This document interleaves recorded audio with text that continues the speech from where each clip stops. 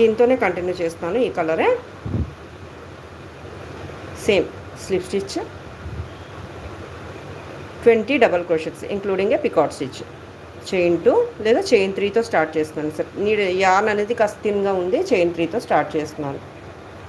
First double crochet కింద count చేస్తున్నాను. అది ఇది second, third, fourth, fifth, sixth,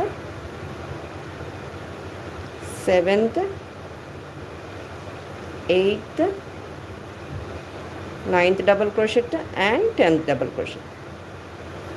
chain 3, picot stitch. 11th double crochet continuation అనమాట.